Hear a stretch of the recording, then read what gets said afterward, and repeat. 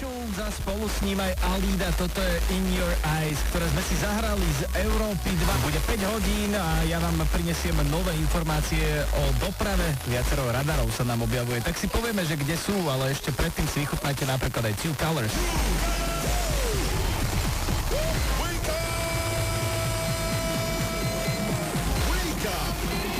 Varechom a Jankou Slačkovou. Dvojka, ktorá ťa baví každý pracovný deň od 6. do 10. Ranná show Wake Up s Vláďom a Jankou. To je to najlepšie, čo ťa naozaj nakopne každý deň na maximum. Tento týždeň v špeciálnej súťaži Yes or No hráte aj o super ceny. Wake Up s rádiom Európa 2. Chcete súťažiť? Treba si hlavne poslať súťažnú SMS-ku do Fanrádia. Potom, keď oba týždne sa v piatok s Budom vyžrebujeme a zatelefonujeme náhodou vám, budeme vám volať, treba do 10 sekúnd podvihnúť telefón.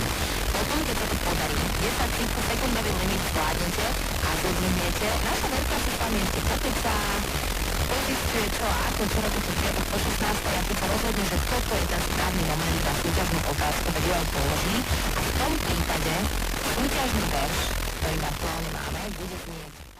Je, že to proste nie je možné a keď niekto prejaví svoj názor, sú väčšinou umlčí nejakým spôsobom a tých diktátorov bolo veľa. Vždycky niekto to Amnesty nám dodávala ako informácie, v Londýne bola centrála a my sme sa dozvedali o týchto prípadoch konkrétnych, ktoré sme potom podporovali ako sa dalo. Ale väčšinou to boli dopisy. A vôbec nevadilo, že si napísala niečo česky alebo slovensky, pretože práve vtedy si to všimli a ten štát vlastne mal záujem, čo tam je jasne napísané. Takže to vôbec nevadilo, že sme nepísali anglicky, ale väčšinou sa písalo anglicky. Aký to má význam vlastne tie protesty v takých situáciách? Boli prepustení to ľudia často a to bolo veľký ľudský úspech, že áno, že sme mali o niekoho starosť a robili sme aktivitu pre jeho prepustenie nejakú dobu, rok.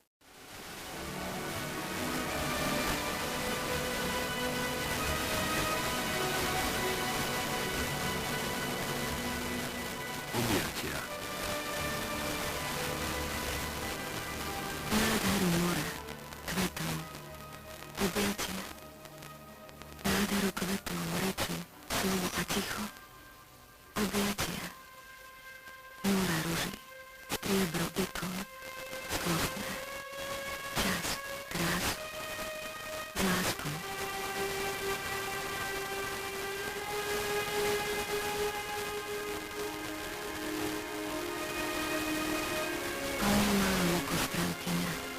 Pekná na bielom jazere. Pomalé mlčanie v zapetateľnom čase. De la Human League, Don't You Want Me. La 18 și 9 minute suntem împreună la Cap pe Roate. Iar afacerile pe roți, da, sunt în pragul colapsului în municipiul Zalău. Printre cei mai afectați sunt taximetriștii. Numărul celor care renunță la această activitate crește de la o zi la alta, mai ales în această perioadă de carantinare a celor 3 orașe din Sălaj. Taximetriști cu vechime din Zalău spun că numărul clienților a scăzut drastic pe fondul închiderii școlilor, interzicerii petrecerilor și altor evenimente de acest fel, evenimente care le asigurau surse sigure de venit, mai ales pe final de săptămână. Adrian Lungu ne aduce detalii. Bună ziua, aveți liber? Da, vă rog, poftiți. Aș vrea să mergem să ne plimbăm și să-mi spuneți cum este să fiți taximetrist în perioada asta de pandemie. Avem măștile, ne-am pregătit, pornim în cursă? Pornim în cursă. Acum asta s-a făcut o mică ilegalitate, ne-a țurcat în față. Mă numesc Ioan Tirizică, din 2...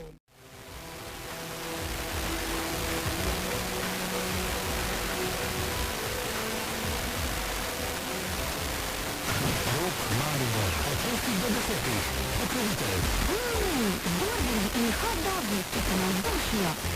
Food Truck. Pojdźcie nas na Facebooku Fish Food Truck. Fish do sosieда komplett po hiszku kupiła pod sklepem. Furnitura dla firma inżekcyjnego insulinu dostaje wasze pośrednictwo w samą novembru. Akcja rozryzeń cen na 12%. Solidarność, mają proste și citiram Kropotkinovу knjigu Evolucija, pristup, znači ne darwinovska evolucija, nego solidarnost, ne opstanak kao jači, nego dodavajući drugovi. Tako da to je jedna moja filozofija, da ne bi želeo da živim bez dobrote, bez prisnosti, bez ljubavi.